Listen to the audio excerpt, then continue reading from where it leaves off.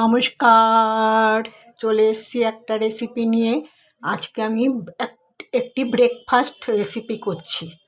দেখুন আমি কিভাবে করছি। একটা কোয়ার্টার পাউরুটি এরকমভাবে কেটে নিয়েছি, আর এই ধনেপাতা পেস্ট, এটার মধ্যে ডিম দেব, নুন দিয়েছি, কাঁচা লঙ্কা দিয়েছি। এটা দিয়েই আমি আজকে ব্রেকফাস্ট রেসিপিটা তৈরি করছি। তাহলে চলুন করা যাক।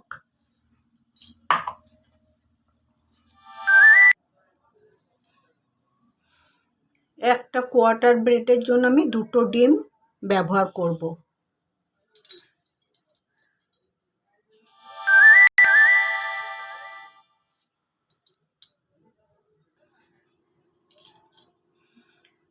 আমি এটি সাদা তেলে তৈরি করছি।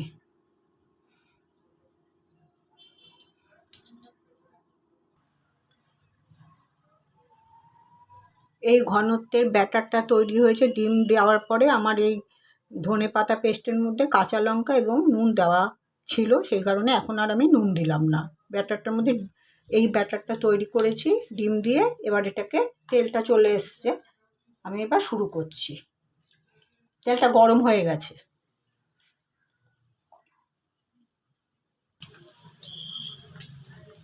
ধনেপাতা দিয়ে ডিম টোস্ট ব্রেকফাস্ট হিসাবে খুব ভালো খেতে লাগবে, করে খেয়ে দেখবেন।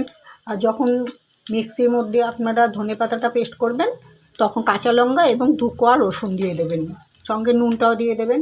ধনেপাতাটাকে এরকমভাবে অনেক দিন স্টোরও করা যায়। আমি মোটামুটি অনেকটা ধনেপাতা একসাথে মিক্সির মধ্যে করে তারপরে রেখে দিই, তারপরে রান্নাতে ব্যবহার করি।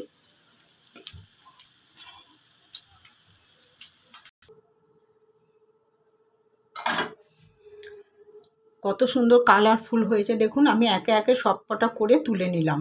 এখন বাকি ব্যাটারটা দিয়ে একটা অমলেটের মতো করে নিচ্ছি। আর এটার মধ্যে আপনারা যখন খাবেন, কাঁচা পেঁয়াজ ওপরে দিয়ে টমেটো দিয়ে স্যালাড হিসাবে দেবেন, আর সঙ্গে একটু টমেটো পিউরি বা টমেটো কেচাপও ব্যবহার করতে পারেন, চিলি সস ব্যবহার করতে পারেন।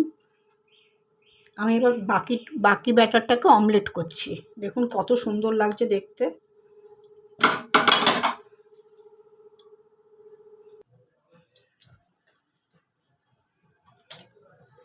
ব্রেকফাস্ট রেসিপি আমার পুরো তৈরি করা হয়ে গেছে। দেখুন কি সুন্দর কালারটা এসছে, ধনেপাতা দিয়ে করেছি। আর এরপরে আমি একটা পেঁয়াজ দিলাম, টমেটো দিলাম, আর গোলমরিচের গুঁড়ো।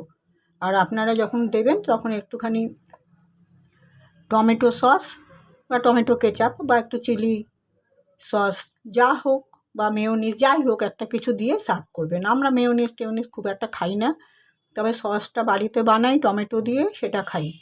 বাড়িতে বানিয়ে নিই সসটা টমেটো দিয়ে, ওটা খাই। যাই হোক, আমি এভাবে সুন্দর করে সাজিয়ে নিয়েছি, এখন দেব বাড়ির সকলকে খেতে।